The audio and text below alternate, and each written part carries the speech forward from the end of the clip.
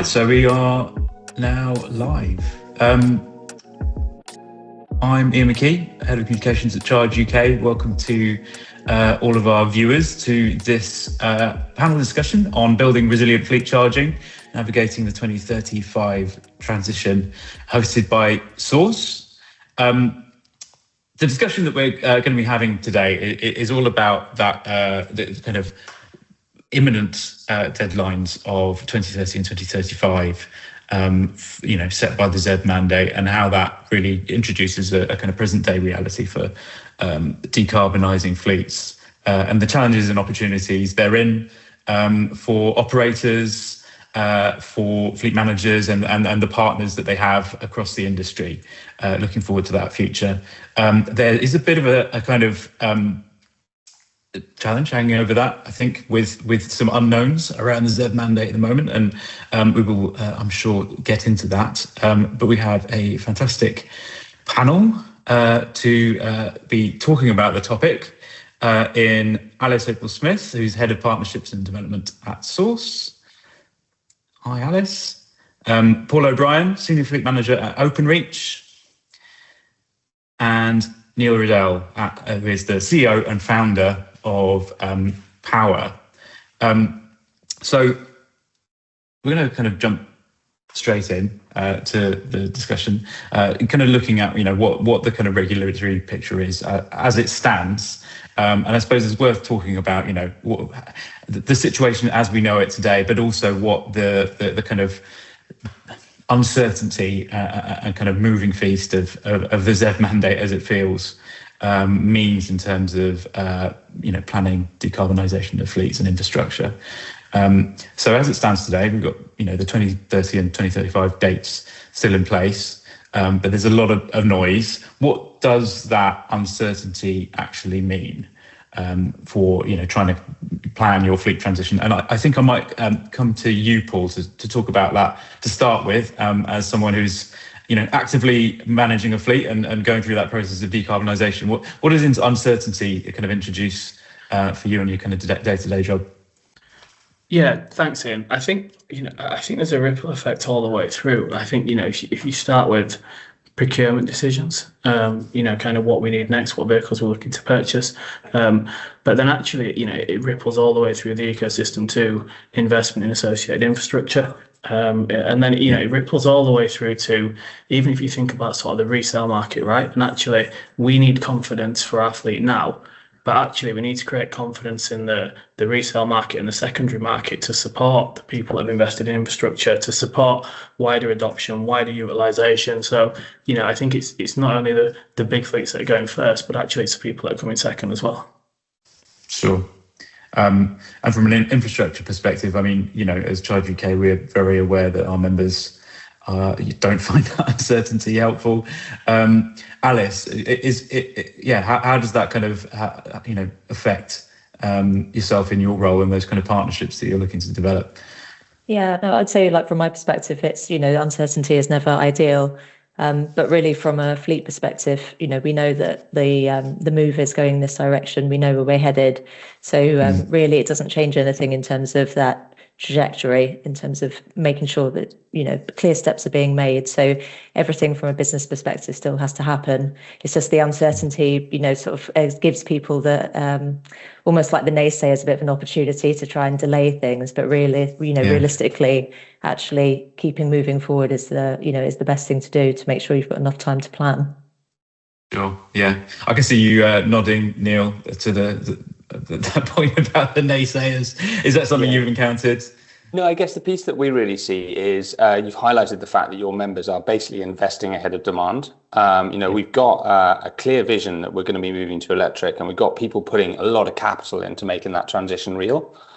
So you've got charge point operators deploying cash now with infrastructure in the ground, and we quite commonly get the question of, when are we going to start to see the real big fleet uptake, the real big fleet numbers? And unfortunately, some of that comes down to exactly what Paul just said, which is, there are quite big investment decisions behind this. And large corporates don't like making investment decisions in uncertain regulatory climates. I guess one of the things we spend a lot of time doing is talking to different parties in the industry. And we tend to look at the home charge point installer base as a bellwether for the state of the industry.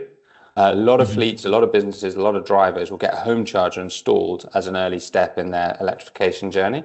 So when you hear the installers giving you a good news, we're putting lots of units in the ground, it's going well, it's generally an indicator that the uptake is going well. And we then see that leads into the conversations we start having, 3 to 6 months later, once people have got vehicles, got chargers, and are making that transition happen. Sure. Yeah. I mean, you, Paul, you kind of touched on this, but and I don't sort of want to put you on the spot, but presumably you've got lots of internal stakeholders to manage, and that, headlines in the Sunday Times and things are not necessarily helpful in that context. But, I think, definitely. I think, to Alice's point, right? We have to do this. We all have to do this. But back to Niall's point, right?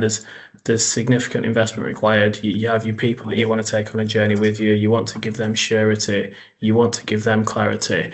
And from a business point of view, being really transparent. This needs to work commercially as well, right? And there are a number of things that need to be in place to make this work commercially. I think if you look at procurement cycles, the cost of some of these vehicles, especially the larger ones, and then for the CPOs that are putting the investment into the infrastructure, we need some surety to drive uptake, because my view and our view is that I don't think one person wins when it comes to electrification. I think we need everybody to work together, and I think you get people working together and at the best when you have the right environment, when you create the right conditions, and uncertainty doesn't do that. Yeah, completely. I think that's such a good point that, there's multiple winners here. And also, multiple losers is if those, the situation changes. It's always worth considering what is at stake. But I don't want to linger too much on, all the uncertainty and get, provide too negative a picture, because I think, the sources and white paper, which is sort of broadly what we're talking around today, is really a piece about how, we need to crack on, regardless that you can't kind of look to that instability. There's a lot at stake, and lots of fleet operators have been investing and will continue to invest. And the same is true on the infrastructure side. What are, in terms of kind of barriers for rolling out infrastructure specifically for fleets? Alice, would you mind kind of talking to what the kind of biggest blockers that you see from the customers and partners that you're talking to? Yeah, no, sure. What I would say is we've got different options available for fleets, as a EV industry. So there's home charging, depot charging, public charging, and then almost every nuance in between as well. So everyone knows, that home charging is the cheapest option, but realistically, it's not actually the one that's best suited or most available to a lot of fleets. So a lot of times I speak with fleets, and it's that's what they'd love to do, but actually, when you get into the detail, it doesn't actually work for numerous reasons. So sometimes it's actually just to do with the driver just doesn't want it, on their driveway, that type of thing. They've got their own car there, but also it can be around, it just doesn't suit the operation either. So, it depends whether or not they're sharing vehicles, things like that. So often that doesn't work. So then, the next kind of logical move is the depot charging, because that's like the next sort of step up in terms of price, but not quite as high as, as public can be in some instances. But with depot charging, similarly, there's quite a few challenges there. Like, do you have enough grid capacity? Do you have enough space? How do you have to rearrange everything? So there's some significant issues to sort of talk around there and sort of to consider, and the time taken for all of this development as well. And even, one of the fleets I've been working with, I got the feedback from them that they actually went through all of this, did all the investment, got the depot charging, and then were told that they were moving office or moving locations. So, and after that, she said, I'm only going public charging because it's just it's an absolute nightmare. So, and then on the, on the public charging side, there's still, a lot that we could be doing there. So, coverage has really improved over the years, but really in terms of that, there's also quite a lot that can, be done in terms of negotiating better rates and seeing what's out there, because I think, a lot of people think on paper, one of the challenges of going with public charging is the cost, but actually when you start going under the hoods, as it were, there's actually quite a lot there. So I think like some of these barriers can be, you can work around them, but a lot of it comes down to really understanding the detail and planning and making sure it works for your company. Yeah, totally. I mean, cost is not an exclusive thing to public charging, is it? It's a challenge with depot as well. Niall, I know Paua have some innovative solutions in this area, and a quite kind of fresh look at the charging options available as well. What's your kind of perspective on some of those barriers and the ways that they're being overcome? Yeah, it's a great question. I think the one of the things we observe is that every fleet has a slightly different strategy. And we've seen businesses adopt electric vehicles entirely on public charging. We've seen businesses adopt entirely on depot-based charging. And then gradually, as they expand that fleet component, they explore different avenues for the strategy on charging those vehicles. So generally, we consider there to be 4 locations to charge, which sometimes confuses people, because the classic 3 are: I'm going to charge at home, I'm going to charge in the depot, and I'm going to charge in public. But more recently, we've seen an increasing number of people consider shared private locations. So effectively things like bus garages or other business locations that have available capacity. They don't necessarily want to make it fully public because they don't just want cars turning up. They're looking for something that enables, a vehicle in a specific class or a specific driver type to turn up. And you can see Paul nodding because I know his team does this, but effectively you're enabling another infrastructure class, another opportunity. And this becomes super relevant for particularly large commercial vehicles. And one of the things we haven't talked about yet is obviously the rise of heavier and heavier vehicles. So we're seeing both the rigid trucks and the articulated trucks now electrifying. So that shared depot ecosystem becomes really important. One of the observations we've made as we talk to businesses is around a concept called total cost of charging. Most fleets and businesses think of total cost of ownership, the cost of the vehicle, the maintenance, the running, the insurance. What we're starting to see is this idea that total cost of charging is equally as important. And the way to think about that is if you turn up at a public charge point, you didn't have to install it, you put no capex down, you're not insuring it, you're not paying for the bay, someone else did all of that for you.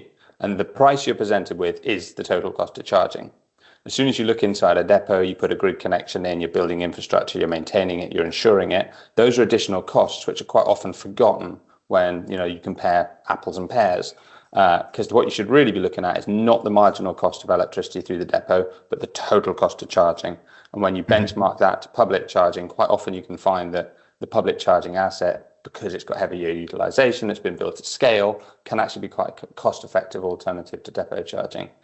So we're quite keen on talking to customers about how their cost stack builds up for the cost of charging their fleet. That makes complete sense. Paul, as Niall mentioned, Openreach is looking at some of these options. What can you kind of talk to us about, in terms of the innovations that Openreach is making? I think, well appreciated as far ahead of the game in terms of decarbonisation. How have you got to that point, and what are the infrastructure challenges that you've overcome, and how? Yeah, it's interesting here, right? Because I'm actually sat in an unnamed bus depot today, right? So kind of dovetails from that quite nicely. But if I step across those kind of 4 initially for us and where we are, and then probably give you a bit of a flavour on some of the innovation and the things we've done. Home charging is great, right? Works really well. You reduce downtime, you have low cost. But to Alice's point, sometimes there are some complexities in driving uptake. And the other thing we see is, a third of our people don't have a driveway, right? So automatically as a 32, home charging can't work for everything. It's great, it has a place, and it's definitely welcome. Depot charging, so we've got around 7,000 EVs on the road at the moment. We probably see around sort of 35-40% of our people with a home charger. We've got 600 sockets now across kind of over 150 plus sites, which again, they're great, but they're also expensive to build. And our telephone exchange network, we've got around 5,000 buildings. Over the next decade, that's going to move down to about 1,000 as the equipment we use for the fibre rollout is smaller and it sort of takes up less space than the copper. So that's a declining pull. Shared infrastructure, we've got a couple of agreements with businesses who have sunk a lot of money into infrastructure that supports their operation, but they're seeing their infrastructure underutilized for long periods of time during the day. Our engineers on average are doing circa 50 miles. Some of them will need to top up when they're out and about. So this is really nice, really easy for them to sort of come in and top up. And then actually, public charging, if it's fast, if it's reliable, and if you have the right partnerships, can work really well for big fleets, right? It can help us stay active. It can help us keep us on the road. And if we can get to good, fast, reliable charging, it definitely has a place. And I think that the evolution of that for us is, working with people like Alice and the team at Source and some of our other partners to get mutually beneficial partnerships, which help CPOs drive utilization, get return on investment, but also recognize the value and volume that a big fleet brings. I think one of the other things that's really important to making the charging infrastructure work is actually bringing the people on the journey with you, because you can have all the right infrastructure in all the right places, but the person who's driving the vehicle still has to go there and use it. So we have a number of different things in play. We have a home charge incentive scheme, where if people do a great job at using the home charger, they'll get a voucher-based reward each month. In terms of our depots, we have a number of things going on there. But in terms of our shared infrastructure, we've managed to get access to shared facilities. So simple things like subsidised canteens, workspaces, free tea and coffee, which they make a difference, right? You think about our people are out, down holes, up poles, in the colder months of the year, being able to charge and get a hot drink, like, it makes a difference. And then again, with our public partners, we've ran different offers on loyalty, on food and beverage. So again, trying not just to have the right infrastructure in the right place, but also create a compelling reason for the person that's driving the vehicle to go there. Great, yeah. There's cool stuff in there. And I mean, I'm imagining that, to make a lot of that work, particularly kind of shared partnerships and optimizing it, data's going to play a big role. Is there, Alice, is the kind of that data function something you can kind of speak to in terms of how it helps fleets make those decisions and optimize their charging strategies? Yeah, no, absolutely. I would say it's very much like data on both sides. So from a CPO perspective, and then also from the fleets themselves. So like starting with the fleet and, how things are currently running. So, what are the routes like? Where are the drivers currently stopping? Like dwell times, things like that are really important, because then you can build up a picture of how fleets are arranging their day. So then that's where you can overlay it with the public charging network as well, and see exactly where they can be stopping and making the most of the commercial arrangements that you've put in place for your drivers. So so from that perspective, like, data is really important. And then from a CPO perspective, what we do and what we continue to do is make sure that people understand the the sort of really positive scores we've got in terms of the reliability being at the top there and that type of thing. So there's that side of it, and then the other thing is around making it as transparent as possible around pricing and where we're actually situated and things like that. Because one of the other things that comes up quite a bit is when people want to overlay their locations with with our locations to see exactly where the matches are and things like that. So there's numerous data points that we can use and are using to make sure that things work. And then from a driver perspective, the other thing is around actually, and the point around the loyalty is actually understanding about how individual drivers are arranging their day. Are they stopping more at lunchtime? Are they stopping more in the evening and things like that? Because that all plays into what's the best thing to be offering them in terms of a loyalty. So do you want a coffee at 10 o'clock at night? Maybe some people, but for me it might be more of a morning thing. But it's that type of thing. You can get into the nuances. So and it really is like just making sure that we're kind of constantly iterating as well, because you might put something in place and, particularly as well as the fleet itself is evolving and the number of new drivers that are coming in evolves as well in terms of the transitioning to EV. It's like what you put in place on day one will inevitably need to be different from how it looks 3, 6, 9, 12 months, and beyond. So, that kind of constant iteration and data coming in is really important. Completely, yeah. Also agree on the coffee time of day. I'm drinking decaf right now because even 11 o'clock is too late for me to be drinking caffeinated. Neil, I'm imagining, you guys must have access to loads of data. Where does that kind of land in terms of the kind of prioritization? And when you're talking to customers, are they coming to you because they want you to connect those bits together? That's presumably part of the puzzle for the total cost of charging piece that you're talking about.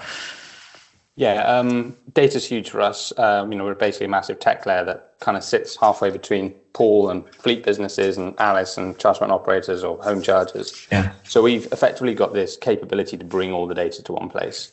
In the old language of software world, we talk about a single pane of glass. So you've got access to all the data in one place. And therefore bringing together home, public, depot, shared depot is something that we're very focused on because we genuinely believe that will help support businesses as they make the transition, justify to their CFO that they've got a pence per mile that makes sense and the total cost of ownership for their electric is cheaper than their diesel. And I think that's where we really want to get to because that's the tipping point. But we've now discovered that with some of our heavier fleets, so those operating the sort of long wheelbase vans or trucks, a lot of them are building transport management systems, they're putting routes together, they're planning it. So we've introduced a couple of sets of APIs so we can push all the location data, pricing, speed, all that to the partner so they can then calculate where their driver's going to go charge the following day. And that's been super valuable for some of our partners. And equally, we enable people to pull all the data back on pricing, what the transactions happened, if they've got a central management platform that they're using or a partner that does that for them. So this flow of data, moving data into the right location so customers can use it is really important.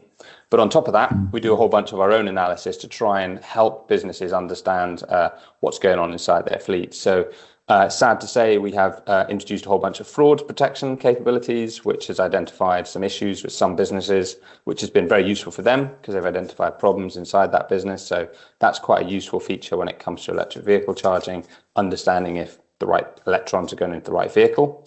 But alongside that, we've also done more positive things like our cheaper charging report. So we effectively look at where a business or a vehicle charged. We go, was there a cheaper alternative within half a mile of that location?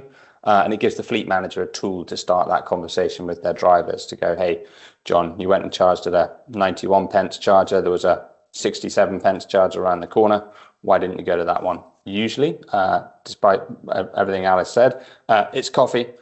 Be it 10 o'clock at night or 7 o'clock in the morning, it's usually driven by some form of convenience, that conversation. But at least they've got the tools to do it. And then one of the things that we've really found quite insightful and quite hard to do is identify bay or charger locations that allocate to vehicle type. So one of the things we're starting to see is businesses adopt those bigger vehicles, and particularly long wheelbase vans that can hang out at the back of bays, rigid trucks. They don't fit in standard bay. So we now do a process of identifying and flagging locations that a medium, which is basically anything that doesn't fit in a standard bay, or a large and articulated truck fits into a location. And that just underpins this idea that fleets are very varied in nature, type of vehicle, type of use case, and we're trying to help flag all the locations that those particularly larger vehicles can find to charge. Okay. Yeah, I can imagine that's the case. And I think it is changing in the network side. I know a lot of the CPOs are looking at, making sure that they've got bays that are appropriate for all vehicle sizes as we increasingly see larger electrified vans and things coming on the roads. Is that a challenge for you, Paul? Is that something you're kind of looking at and trying to overcome? Yeah, I think that data's fundamental, and we've been working really hard on app-based technology, which does a couple of things. So one of the challenges we face is our vans, when they're laden, are quite heavy. So the sort of real world range and the sort of range estimator on the vehicle isn't particularly accurate and can lead to sort of range anxiety and can make it harder to plan your charging effectively on the road. So we've worked with a company to develop sort of route mapping technology, which is based on the laden weights of our vehicles, the real makes and models, which means our people can then have less range anxiety, plan with confidence and stop at the charge points we want them to. I think there's a lot to do from an OCPP perspective in terms of understanding which charging stations have height restrictions, which have larger or wider bays. And this is something where, we see real inconsistency, and we've been sort of championing how do we make this information more visible, because through our technology, we already highlight where you can go, how you plan your route. We highlight our preferred partners and the places we would like people to charge. But some of that more granular information, is inconsistent across the industry, would be my view. Yeah. Right. And yeah, we've been speaking to a number of parties about how you get that data into a more consistent format. Unfortunately, it sits in a more advanced version of the software that we're all using, and therefore that data isn't always publicized, which is kind of why we've had to go around and bang on everyone's doors individually to gather an insight as to what is a larger bay. But when you get into height clearance, width clearance, weight, whether it's a concrete base or a tarmac base, do I need to unhitch my trailer, what's the turning circle, those sorts of things get really quite complex. And there is some tech out there that's coming, we just haven't quite made it to that point yet. But it's a nice piece of the evolution of the industry and how we've got to look forward to really understand what the needs are going to be as we go forward rather than looking backwards. Totally, yeah, and hopefully, already some improvements in the kind of last 12 to 18 months, I think, even. So I want to talk a bit about kind of just that general operational readiness. Paul, you've give us some great examples of what a large organisation can really do well in terms of transitioning to electrification, what that looks like in practice. Conscious that we might have viewers who aren't quite at the scale of Openreach. And there may be kind of things that they're looking for in terms of advice on how they can approach for those kind of smaller fleets and where they might not have the kind of leverage for big partnerships and things. Alice, I wonder if you could maybe kind of start on what are the sort of easy wins that a kind of SME or smaller fleet can look at in terms of making the kind of first early steps in terms of electrification and their charging strategy. Sure. Yeah, I would say. Kind of tying in from the data point, like certainly starting with your own data in terms of understanding how drivers are behaving currently. There's always the low-hanging fruit as well. So what works quite successfully, even for a small business, is doing it in a methodical fashion. And I think it can work particularly well in terms of just getting an understanding of how you're going to use the infrastructure as well, particularly from a public charging network perspective. You can get into a routine. They can help then effectively get the message out and sort of win over other people in the business as well. So and it just helps you sort of learn as well about what works best for your operation. So I was even for a smaller business, encourage that thought process. But the sort of the theory is obviously you can do it much faster if you're smaller, because it shouldn't take quite so long to iterate between the different stages. But I would say ultimately starting with sort of the low hanging fruit and then going from there. So basically, if there's sort of certain drivers that are going on certain routes, they're always clearly able to get to a public charge point in time. That there's good rates there. All those kind of things, you can just immediately move those drivers over. And the more complex ones, they can wait till slightly later once you've understood how the part that's working is working. Sure. Saw some more nodding from you. Is there those kind of smaller fleets making their kind of first steps into electrification? We might say that they want to get a move on. What are the things that are there any things that they need to get right from on a first step, so they don't kind of lock into any mistakes? Yeah, I think one of the things we do every day is sell to businesses that are making that electric transition. And one of the things we look for when we're speaking to a business is what we call Eddy electrification. Eddy electrification is our champion. They're the person who's grabbed this thorny, challenging topic of how do I convert all my petrol and diesel over to electric, and they're the ones who are going to go and learn, solve, figure out what the low-hanging fruit are, work out all my routes, and they're the ones who are really going to grasp this topic and go, what is it that I need? And we have what we call Fred the Fleet. Fred the Fleet doesn't want to necessarily move that fleet. And we need to find Eddy every time. When we find Eddy, we know that fleet's moving. And Eddy is often empowered by someone senior in management. Often they are senior manager, particularly for an SME. And therefore, what you find is you can quite quickly adopt, an understanding of how that fleet will transition based on who you're speaking to. And the small fleets need a champion, be that their finance director, their ops director. They need someone who's going to grab it and go. What we've found is a lot of the time with businesses that are really pushing ahead in the boundary, they're doing some stuff that probably doesn't sit inside the textbook. The textbook says, do all your analysis, select your routes, all those sorts of things. They're kind of going, let's take some vehicles and learn. And as long as they've got the attitude of we're going to make a success with this, they do make a success with it. And that's been quite exciting to see. Is we've seen completely electric fleets start without depots, completely on public charging, and then we get this volume increase and they build a depot and suddenly the volume drops and they're now charging in their depot. We've seen businesses that operate cars and they operate other people's cars. They just move cars for a living. And they've found tools and methods to help their customers on the road. We've found businesses that don't have home driveways. So the strategy varies quite a lot, and that predominantly comes down to one very simple thing, which is we talk about fleet as if everyone knows what a fleet is. The reality is the word fleet is hugely ambiguous. It's a collection of business vehicles that have some form of collated business experience. Paul's got a very conventional business fleet. It's vans with livery on them, but you get fleets of cars, fleets of cars, vans and trucks. You get fleets where it's loosely aggregated vehicles being moved around. And I think that means that there are many different strategies, but often the biggest piece of it is getting that senior buy-in, that internal champion, that leader, and then doing the bit Paul mentioned, which is grabbing the hearts and minds of the early drivers, because a lot of them will just want to make a success with this. Yeah. Totally. So, Paul, are you Eddie electrification in Openreach?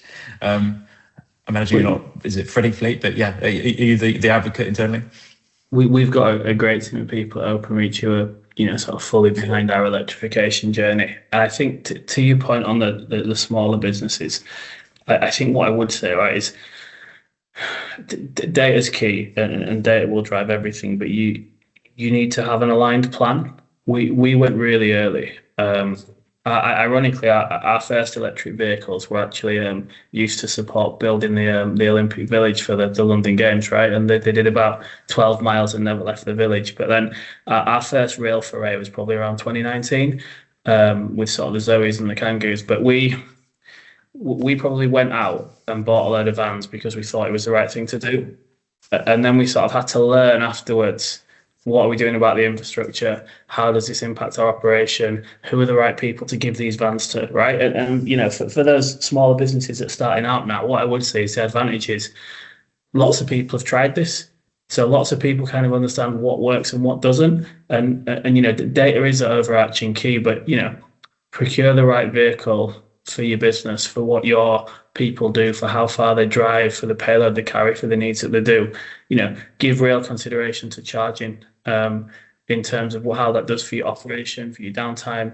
To the big point, right? Think about how you take that people on the journey with you. New vehicles today have swathes of technology that some of our old vehicles don't, right? So actually, it's not just about moving to EV. It's about improving the vehicle user's experience. It's about improving the safety. But I think just, take a little bit of time to align that plan. And actually, if you do align it, it can be really, really transformative for your business. Yeah, great to have that insight from kind of one of those early movers. I'm sure that the challenge that is Openreach faced in 2012 or even 2019 is completely different to the challenges faced today. And I think the great thing, if I could just jump in, is you look across the industry and there are so many people in the industry that want to make this work, right? There are, so many great webinars, so many great industry events, the Fleet Electrification Forums next week, the Green Fleet Summit's just happened. Like, there are loads of, for those small businesses, there are loads of people willing you on and wanting you to support you. It's a really active industry. It's a great industry, and embrace those people, embrace that knowledge and support your journey. Completely. Yeah. It's numerous events, and it's a great way to learn and connect. And there's always somebody who's out there who's done and learned and can is more than happy to give you advice, isn't there? Really good points. We've talked a bit about sort of advocacy and those kind of blockers internally, and I suppose that driver acceptance piece a little bit.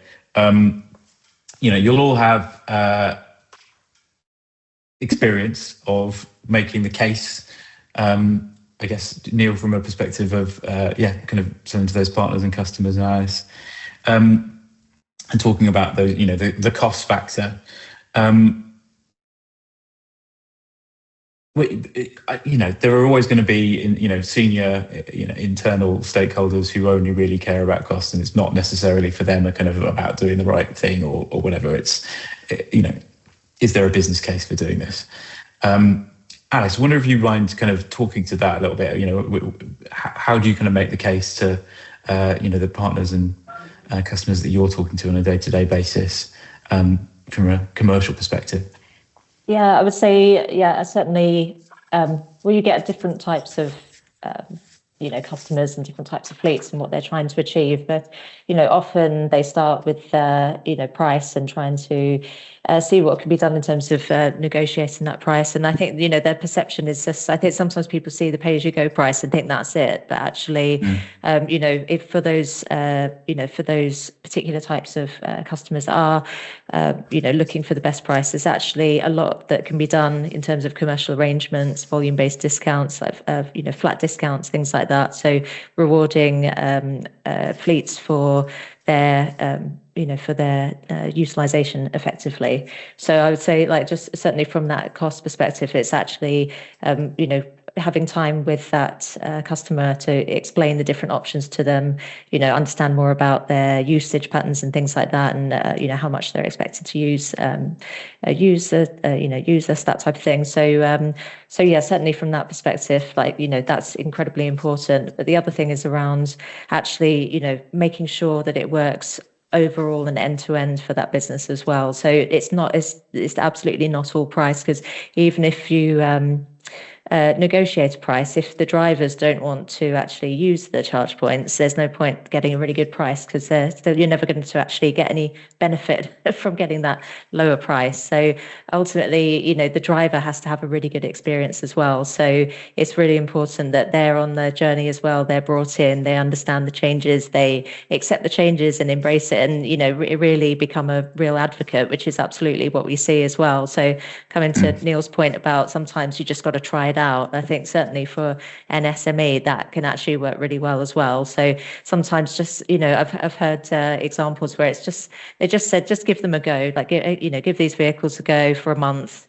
If you don't like it, we'll just return it. And actually they really, much preferred it from diesel vans. So I think, those kind of things can work really well as well to bring to bring the fleet drivers in. And it's everything that we're doing at the sites as well. So all of the amenities, all the extra added benefits and bonuses and things like that. So it's really important that the solution works for all the different people in the fleet and in the company, essentially.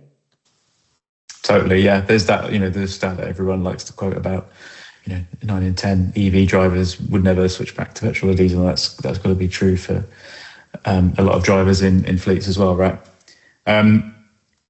Neil, what are the kind of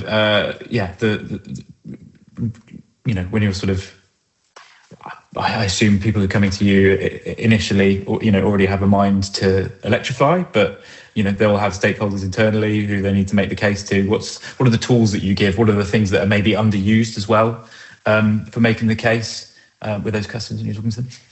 Yeah, it's quite interesting. We get customers coming to us where often when they're early in that journey, small percentage of their business has been electrified, 3-5% of the vehicles are now electrified.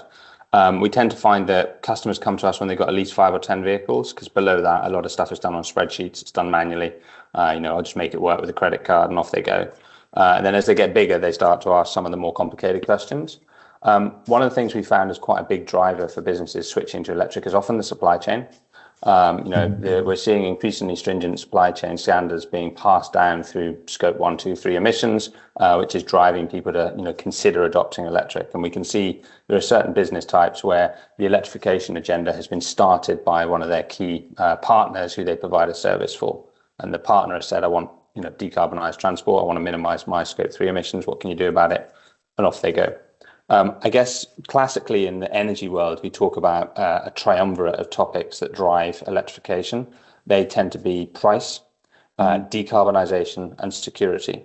And with some of the uncertainty we've seen around things like oil price, you can understand why, creating a solar farm and a battery storage unit on, a large logistics depot actually suddenly starts to give you a bit of control over your own destiny on your fuel pricing.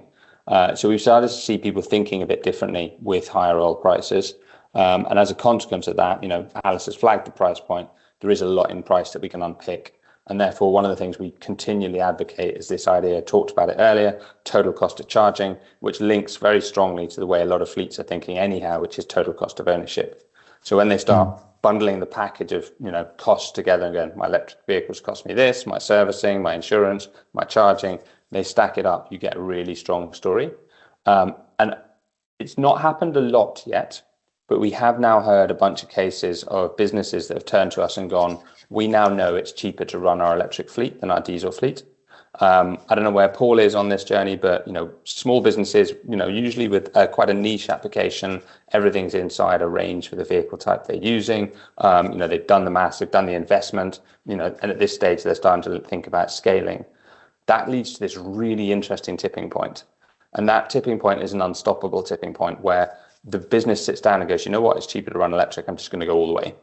And when that sort of decision, that sort of data starts to come to light, I think that's when we're going to see the CFO's heart and mind will be turned very quickly. The finance team's going to sit there and go, this makes sense. So I think that will really see a really big stepping point in the transition. But beyond that, there are still businesses out there who will make the switch to electric purely based on the idea that they're decarbonising transport. And we know from time to time, not as common perhaps as the price-driven decisions, but we get customers who go, we've decided it's the right thing to do, and we're going to move to electric, come hell or high water. So there's a range of decisions being made by businesses driven by supply chain pressure, the pure finance, or driven by the simple decision to go and decarbonize their fleet. But each of them is a slightly different set of considerations. Sure. I mean, thinking as a comms person myself who's worked within businesses, on kind of marketing and brand, like there's a brand benefit to, kind of doing as you say, really, and doing the right thing. So that can almost be a commercial perspective in itself.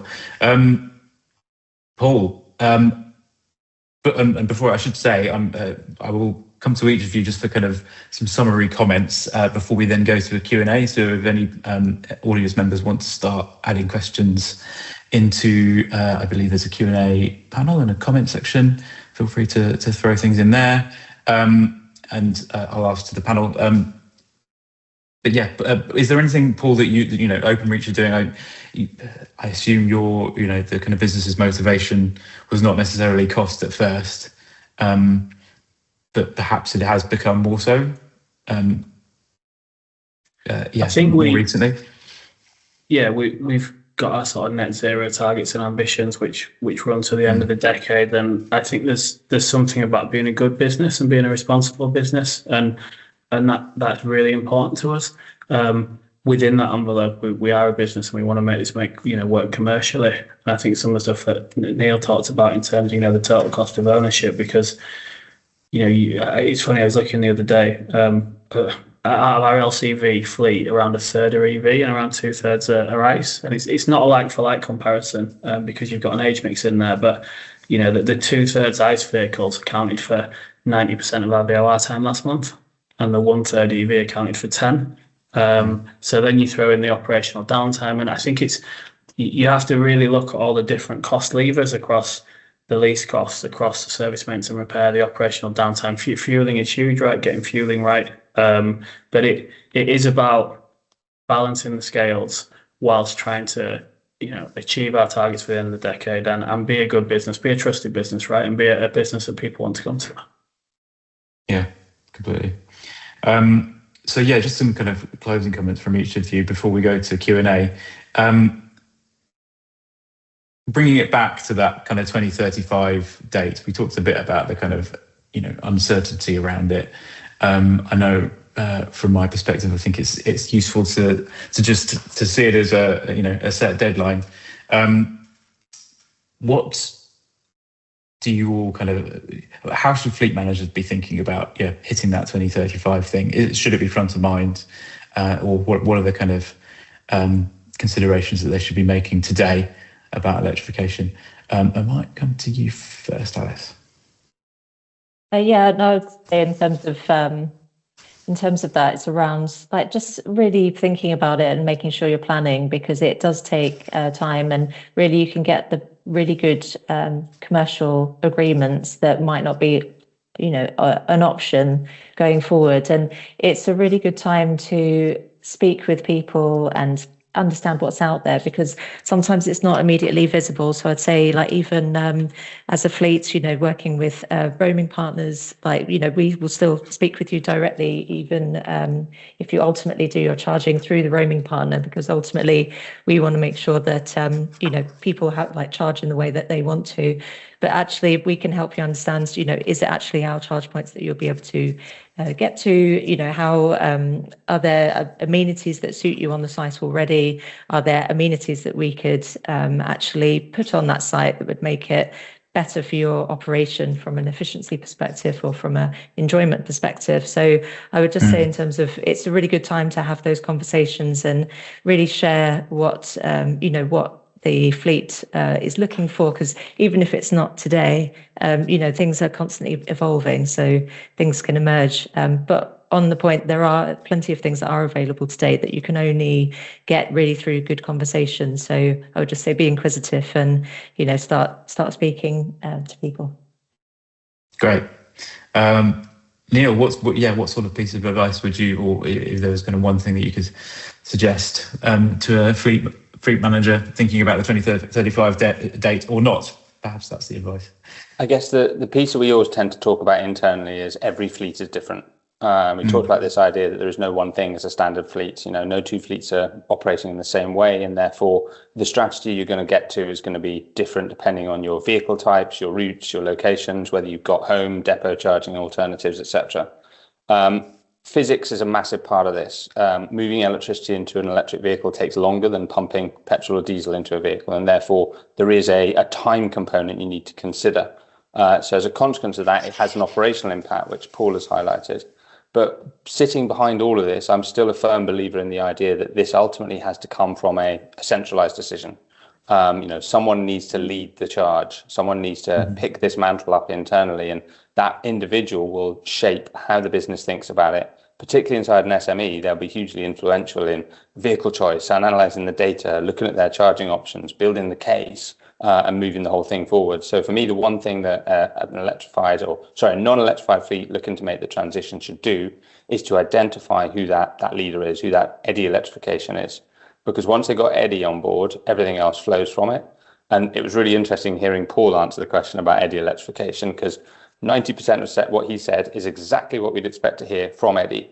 The knowledge is out there. You do the data, you analyse your fleet, you understand your operational impact. They're all the things that we're expecting to hear when we meet the right Eddy. So finding the Eddy inside your business, or becoming the Eddy inside your business, is probably the number one thing that you can do to make your fleet go electric.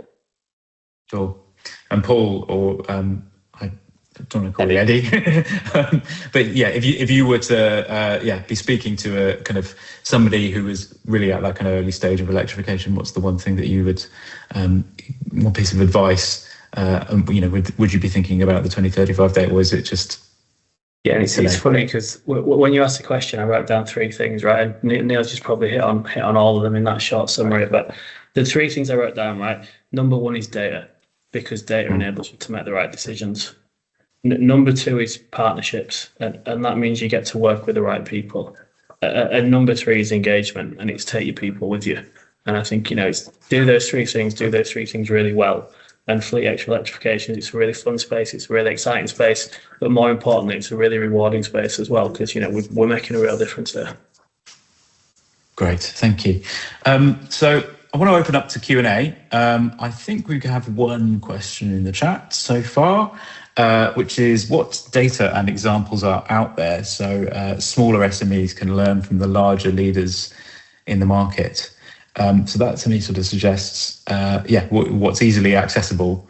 Don't mind who jumped in on that. Alice, you might have some thoughts. I was looking for Neil. I thought he was or Neil, jump on yeah, that one. feel free. I mean, very quickly, we have published some case studies of some of the smaller businesses we've supported on this transition, very much with a view as to how to help that happen. I'm going to chuck one in the general chat in a moment. A lot of our customers are not BT Openreachers. The reality is our industry is very long tail orientated. There's a couple of really big fleets, BT, Royal Mail, Mighty, DPD, they're the big guys. Then you've got a lot of medium and small players, and that is the bulk of the time that we have is with those customers. As Paul's highlighted, there's a whole question around partnerships. A lot of people are very open to having a long conversation with you about a lot of detail, about a lot of things in your transition journey. And speaking to your partners, speaking to the people you might want to partner with will give you a good flavour as to how they can support you. And I think people are very open to sharing in this market. So they will give you those case studies, those testimonials, so that you can understand what people have done previously and how they can consider it. And I'm going to throw Paul under the bus slightly. Paul's given us some of the insights he's already had today. I mean, 2012 is now a long time ago. So, that is 14, 15 years of learning experience that they've had since the Olympics. There are a few other businesses, there are not that many businesses, there's a handful of businesses in the market that got that depth of experience, but that experience is now filtering down to others. So there are small examples of what Paul's been up to as well. Completely, yeah. It comes back to that kind of community and learning experience around electrification, which is, definitely useful and thriving. Another question, for a fleet operator weighing up their public charging partnerships, what should they actually be looking for? And what makes the difference between a good partnership and a great one? That feels like an Alice question. Thank you. I would say, in terms of that, like a good partner is one that's, willing to work with the fleet in the sense of, like, first of all, you need to understand what they're trying to achieve, because they're so wildly different and the strategies are very, very different. The mindset is different, everything is very unique, so it really starts with understanding what the fleet is looking to achieve and having a partner that's looking to be receptive to that. And really it's around having some really solid options that are already available. So we've got a swathe of options, like commercial options and things. So having ones that are robust and fully operational, but then also that, thinking about that roadmap. So thinking about how this will evolve as a partnership. So particularly from a large partnership perspective, like the recent partnership we've announced with Openreach, it's around actually, this is a long-term thing. We'll be working together for a long time. So actually it's around that, constantly evolving together. So, and then in terms of, working with our partner, Paua as well, it's around, thinking about, we're both looking to do the same thing, which is ultimately to, encourage more fleets and bring fleets in and make sure they're having an excellent charging experience. So, sharing insights, working together to understand, what works for customers, all of those kind of things are really important. So I would say with partnerships, it's around not just bringing a partner in, but it's that, really nurturing it and really turning it into something and evolving it over time. Thank you. Another question we've had from the chat from Paul Darling, who's asked, well, firstly, thanks to all the panelists. Great and informative presentation. Simple question, how important is the EV hardware in closing the sale? And I'm going to assume that Paul means hardware from the perspective of infrastructure and vehicles. And closing the sale, presumably kind of internally and with customers. Is that something you could talk to, Paul? I think I'm probably not going to give a straight answer, right? But there's a really interesting space at the moment, which is the advancement of technology in the EV space. And there's sort of an ongoing answer around, do I need a bigger battery or do I need better infrastructure? Will those vehicles charge quicker, sooner? And will there be more of that infrastructure? Or actually, do I need the vehicles to evolve and the batteries to be bigger and me to go lots further? I honestly, I don't think we've fully answered that question yet. But what I do think is on the market, dependent upon your appetite, there's a real significant range of mix of vehicles, mix of vehicle capabilities, mix of speeds, to suit, all different operations and all different budgets as well. But I do think there's definitely a question on the horizon where we're entering a new procurement cycle at the moment, where we're starting to think about the vehicles we procure this year. What are they going to look like in 5, 6, 7 years' time? Great. I think the tech question is super interesting in the vehicle space. One of the things we've observed is a couple of fleets have picked specific vehicles because their drivers like them. When you can get a vehicle that drivers want to get into because they've got an old ICE vehicle and there's a new electric one coming on, people jump into it. But businesses own and operate these vehicles for 3, 4, 5, 6 years or more sometimes. And therefore, there is an underlying question around, okay, when's that tech going to become redundant? And we've still seen plenty of ENB 200s, the original Nissan vans, and the Kangoos running around on the streets of London and the likes, because they're still running very well as second-hand vehicles. So we're entering an era where businesses are now adopting second-hand vehicles as their electrification choice, because some of the prices on them are pretty damn good. You can get your battery health report. So we're seeing changing strategies as we evolve. And I guess this comes back to the idea that Alice introduced earlier, which is, we can't necessarily predict what's going to happen next by looking backwards. We kind of got to go forward, look forwards and go, what might happen next? And Paul's point about charging speeds is really crucial. Vans do tend to be the second cousin to both the truck and the car. And therefore, the tech does flow down slower. And we've now seen cars that can charge at close to megawatt charging speeds. When that enters the van world, if it enters the van world, that'll be really quite groundbreaking in terms of that operational impact. But don't necessarily hold out for it, because obviously, the tech does take some time to move forward. There's a lot you can do now with the tech that's available right now. Yeah.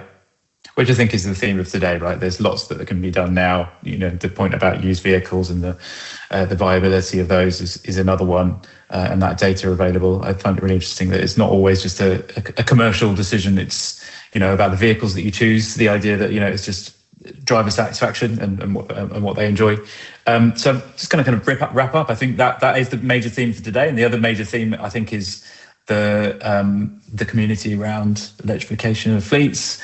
The learning opportunities available, and one more learning opportunity would be Source's white paper, Electrifying UK Fleet Operations, Challenges, Strategies, and the 2035 deadline, which covers a lot of the themes that we've talked about today, and really is a useful guide for anyone going through that kind of fleet electrification journey, with actionable insights and useful stuff in there for them to put into practice today.